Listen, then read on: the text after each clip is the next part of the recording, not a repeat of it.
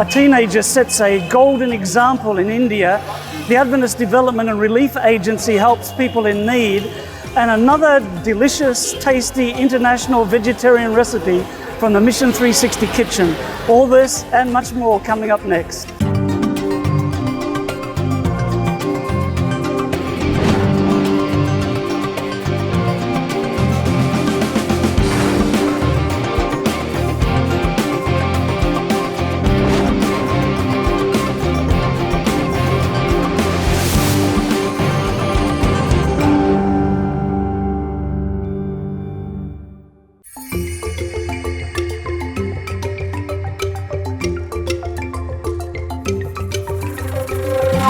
Hello and welcome to Mission 360, coming to you today from Lagos, Nigeria. I'm Gary Krause. Lagos is a city that's very difficult to understand. It's enigmatic in some ways. It's one of the most Christianized areas in terms of everywhere you go there are churches, but it also has one of the highest crime rates in the world. As we see in many places, it's very densely populated, then it's starting to sprawl out, and nobody really knows how many people live in Lagos, but credible estimates say it's more than 21 million people. It has surpassed Cairo as the largest city on the African continent. And the cities of Africa are growing faster than anywhere in the world, and Lagos is no exception, as people by the thousands are flooding in looking for opportunities. We see the normal contrast between the poor and the rich, and it is a tremendous mission challenge. Well, we're going to learn more about Lagos on today's program, but first up, let's travel to India and meet a young person who is volunteering and working in the community to make a difference.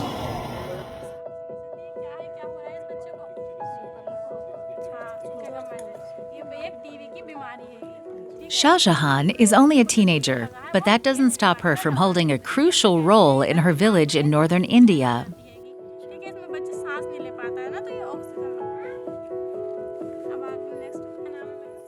Shah Jahan is accompanied by her friend and coworker Zimat.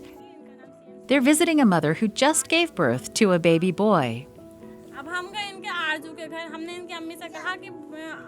Shah Jahan's work is much more than it seems. She's not just pouring 2 glasses of water, she's saving a life.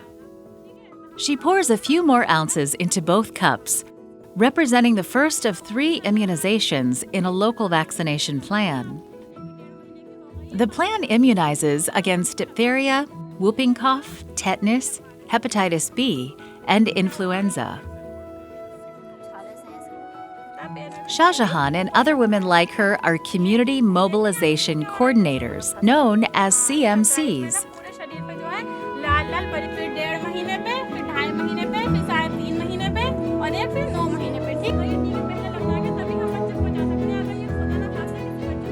They work with the government of India and with humanitarian agencies like Adventist Development and Relief Agency, or ADRA. Their goal is to keep women and children protected against diseases common during pregnancy and infancy. CMCs use posters, demonstrations, one-on-one conversations, and women-only group meetings to ensure that all mothers have free and easy access to life-saving information and medical care.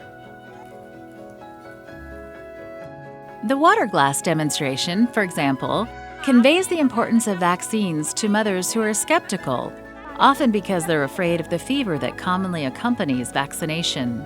Such demonstrations are almost always successful at convincing the mothers.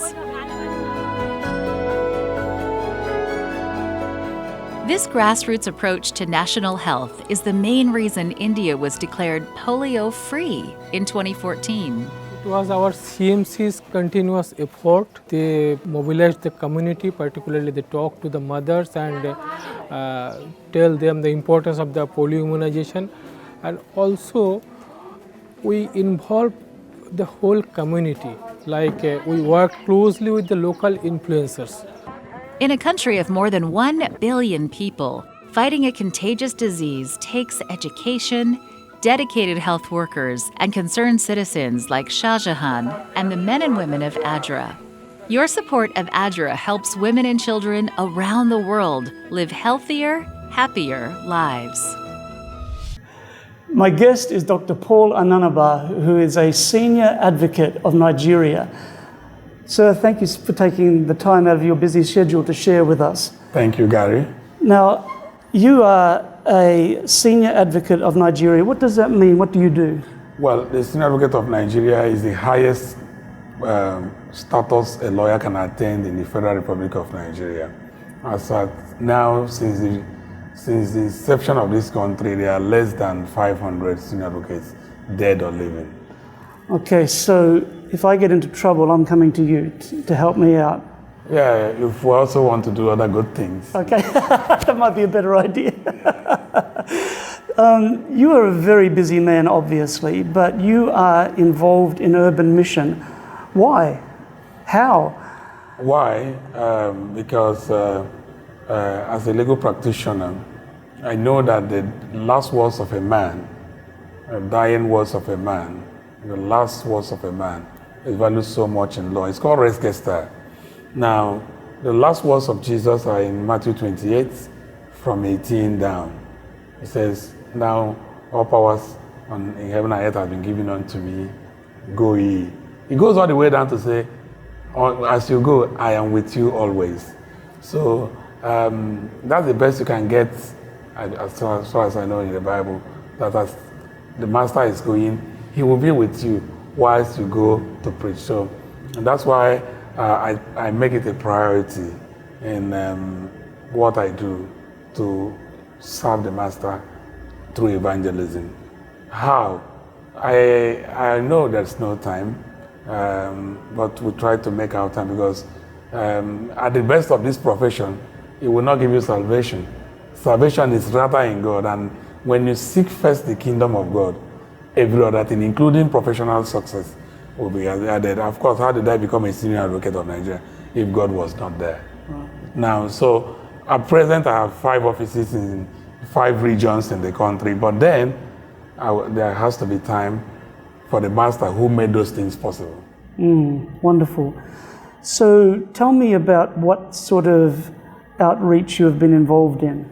Well, from house to house, to public evangelism, to revelation seminars, public teachings, and then ICT enabled evangelism. Every day, I send across the world Bible texts. And in my ethnic group, all over the world, we have platforms. Every Saturday morning, people look forward to my post on Christianity. So that is ongoing. It's been on for several years. It's looked up for. So then, when you get to my office, the first thing that greets you is that you are giving Adventist belief, you're giving other Adventist documents, and then most times it evokes discussions. And many have become Adventists through that.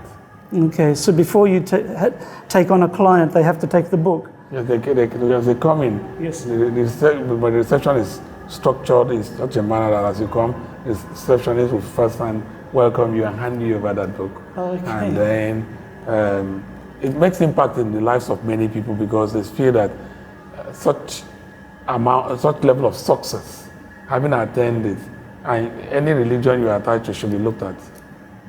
And then in the country, there's a lot of corruption and issues. Those of us who are Christians, including particularly what I do, I've got to be known that, this one is an Adventist Christian, so it's a bit different. Mm-hmm. So people often come to my office just to get to know my religion, my God, and all that. Wonderful. Now, you were also involved in planting a church not too far from here. Yes, in Ogudu. Why did you decide to plant a church? It was necessary for a church to be in that neighborhood, and efforts were being made. And the pastor then, who is seated here now, posted me to Ogudu. And I got there, and by God's grace, we moved, and then the church, by God's grace, started. And today we'll have one of the modern churches in Lagos there. And how many members? On the average, we have more than 50 persons worshiping. Excellent. Wonderful. Now, a city like Lagos is not easy. You face many challenges. What are some of the major challenges you face? There are so many. There's multiplicity of religions in Lagos, ranging from whatever religion you can think about. Lagos is said to be center of excellence, both in religion and in evil. Okay. So those are the first major challenges you face. And in church planting, people are always in a hurry in Lagos. I don't know whether there's any city in a hurry like Lagos. So that is a challenge. The challenge of even getting lands to plant the church, and then the accessibility to the church and to the place and all that. And then because of crimes and all that, people are also losing faith in religion. Yes, exactly. Now, you told me earlier about somebody that you studied with. What happened to him now? Yes, he's now a pastor. In one of my religion seminars, I met a very stubborn young man. His name is Grillo. He's now Pastor Grillo. And he was very stubborn at the Revelation seminar, but the Spirit of God made impression on him. He got baptized. The family rejected him. The church, the film fellowship came together, sent him to us where he graduated as a pastor. And then not too long after he became a pastor, he was also now posted to be my church pastor in Maryland here. That's beautiful. Well, Dr. Paul, thank you so much for sharing with us today, and may God bless you in your ministry. Thank you, Gary. And viewers at home, please pray for Lagos. This is a huge mission field, more than 21 million people just spread out. And in human terms, we would say, how is this possible? But we know that with you, all things are possible. Please pray for those who are involved in church planting here. We'll be right back after this break.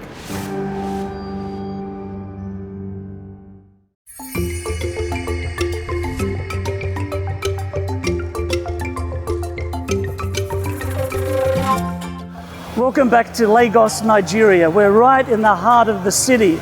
And if you've just joined us, don't worry, you can see what you've missed by going to m360.tv, and there you'll find Mission 360 TV episodes, you will find stories in different languages, and you can access that at any time. Next up, we travel to the Mission 360 kitchen, where we will see another delicious international vegetarian recipe being made. Welcome to our Mission 360 kitchen. We like to think of the world that we live in as a global neighborhood, and so we've chosen to introduce our audience to some easy to make international recipes. So we're going to talk about a mango salsa recipe that we love. Now, I think Kayla, you had some other suggestions. If you don't have mangoes, what would you use? You could even use peaches. Peaches, apricots? Definitely. Basically, I think any kind of summer fruit. But we're using mangoes today, and we are doing this as a nod to our friends in the Caribbean islands. So we're going to start out with some mangoes. Actually, could you read our list for us, and so we know what we're putting in? Yeah. We need 2 mangoes, a half a cup of red bell pepper, 2 green onions, 3 tablespoons of fresh cilantro, 2 jalapeno chili peppers, 3 tablespoons of fresh lime juice, 1 tablespoon of fresh lemon juice, and then just a 1/4 teaspoon of salt. Well, it sounds pretty easy. I think anyone could make it. It just takes a little time to prep it, but then it's really excellent, so it's well worth your time and effort. Great for summer. So let's start with the mangoes. And I'm just going to put them in this bowl here. These were our fresh mangoes, so when it comes July or whenever they come in season in your area, take advantage of that. They look beautiful. They smell really good. And this is the red bell pepper. Well, it's colorful already. It's So now I'm summer. just going to take some of the green onion and just put that in the bowl. And we have cilantro, which is one of my favorite smells. It smells so good. Cilantro makes everything better. Now we've got 2 jalapeno peppers in here. I recommend that if you're not used to having jalapenos, so you start out with just some, because it is a little spicy, but it's not super hot like Scotch bonnet peppers. But give that a try. We'll start small. You can add more later if you need to. Yes. And this is the lemon and lime juice. So mix that in. Actually, it makes quite a large batch. So I'm going to just stir this around a little bit just to combine all the ingredients. Now normally you would make this and put it in the refrigerator so that all the flavors will meld for about a half an hour, and it's going to keep for several days after that, but you know, fresh is always best. Yeah. But today we're wanting to sample it right away, so we're going to go ahead and put it in our bowl with our chips. Do you want to add a little bit of salt? Oh perhaps? yes, let's do that. That'll bring out the flavors a little yes, bit more I too. think so. Perfect. We'll do that, and don't forget the salt. It does make things a little bit better. There we go. Okay, let's go ahead and put it on our platter. Do you want to do that, Kayla? Yes, let me move these. So here we just have yellow corn chips, and these are blue corn chips. You can make it as pretty as you like. All the colors are really nice, Nancy. I like it. Oh, I think it's beautiful. I could almost eat that as a salad. I would. Okay. Well, let's try a piece. I can't wait. Chip love with a mango. little bit of that dip on there. There we go. It's good. Good, perfect. Love the cilantro, and that's going to be really good after it's been in the fridge for about a half an hour. So thanks for joining us in our Mission 360 kitchen. See you next time. If you enjoy the stories you see here on Mission 360, and if you happen to own an iPhone, you can download the Mission 360 app. Just go to the Apple Store and search for Mission 360. And we post fresh stories every week. Next up, we look at the work of the Adventist Development and Relief Agency. A year ago, bright-eyed, slender 9-year-old Molly was offered refuge at ADRA's all-girls shelter called Keep Girls Safe, or KGS. Her mom didn't want her, and local villagers couldn't keep her. Most of the girls who come to KGS have been abused, orphaned, abandoned, or are at risk for human trafficking.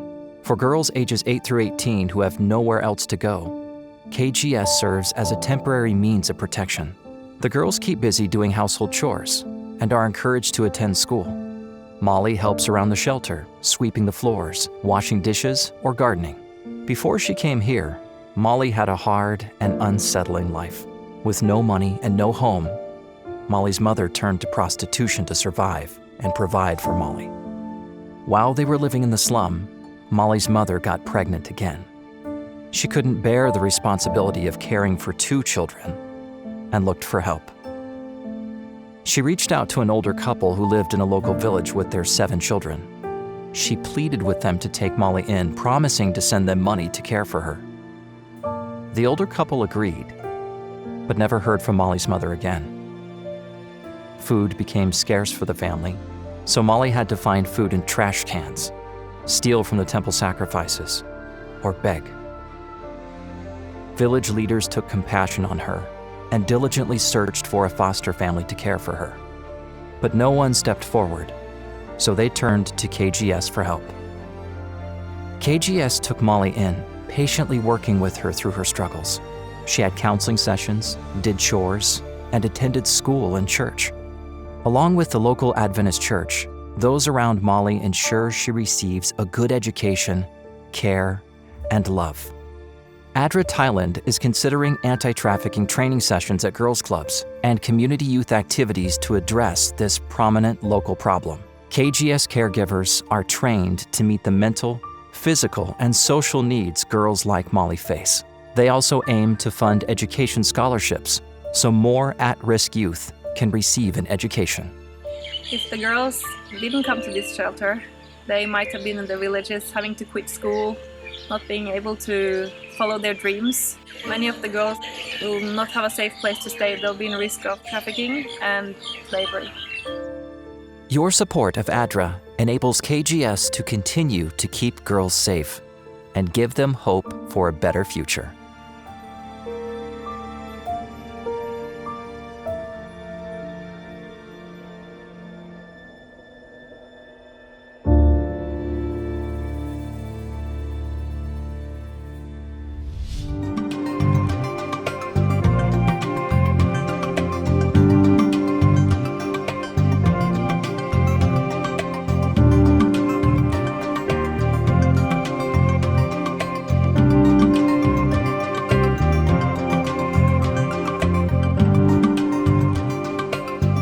Well, thanks so much for joining us for today's program, coming to you from the city of Lagos, Nigeria.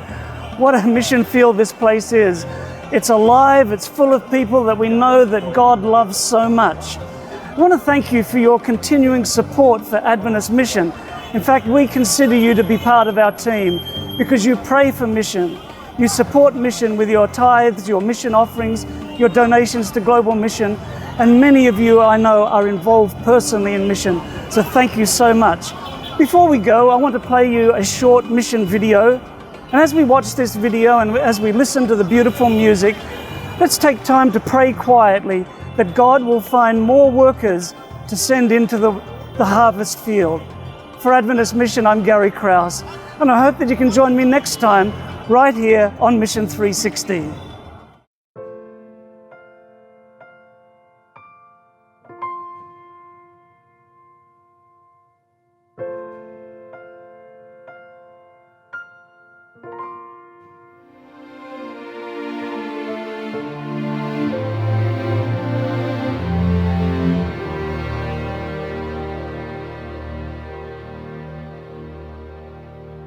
Como é lindo ver pessoas que amamos a reconhecer que viver para Cristo é muito mais do que vencer.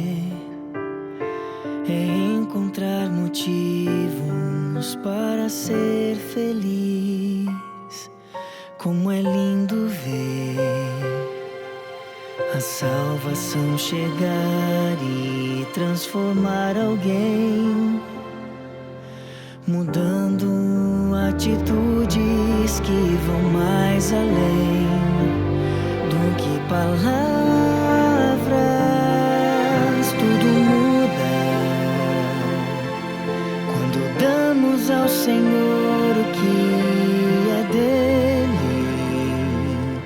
Nossa vida, nossa decisão de estar com Ele por inteiro, colorida. Nossa vida fica muito mais bonita quando está nas mãos de um grande Deus artista. Vira paz e alegria, pois estás nas mãos de quem te criou.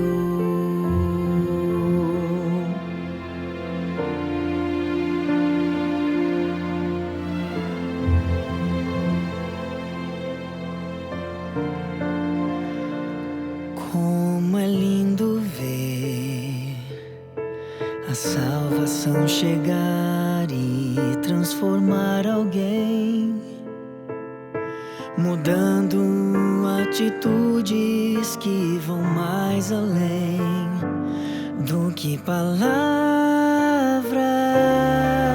Tudo muda quando damos ao Senhor o que é dele. Nossa vida, nossa decisão de estar com Ele por inteiro, colorida. Nossa vida fica muito mais bonita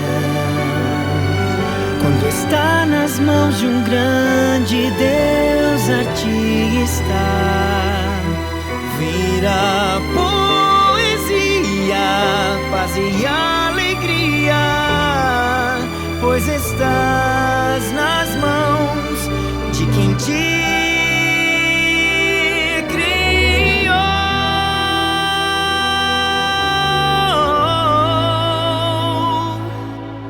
Tudo muda